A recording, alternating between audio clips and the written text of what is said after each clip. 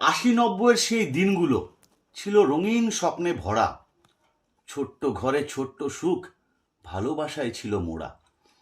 রবিবারের সকাল মানেই টিভির সামনে ভিড়। কারেন্ট যদি যেত চলে, মনটা হতো ধীর।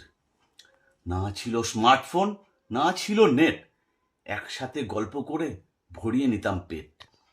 আইসক্রিমের সেই রঙগুলো সব লেগে থাকতো ঠোঁটে।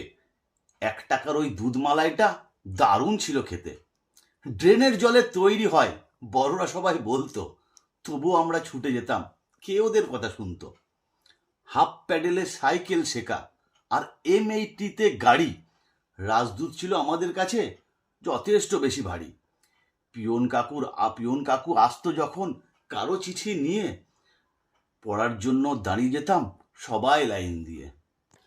সহজ পাঠ, কিশলয় আর নবগণিত মুকুল, ছবিগুলো মনে পড়লে মনটা হয়ে যায় ব্যাকুল। রোটোম্যাক পেনটার কথা কার কার মনে আছে? লাভের কথা শুনলে সেদিন মনটা যেত নেচে। ছেলেবেলাটা ভুলতে পারা সত্যি বড় কঠিন, যদিও জানি ফিরবে না আর সেই সোনালি দিন।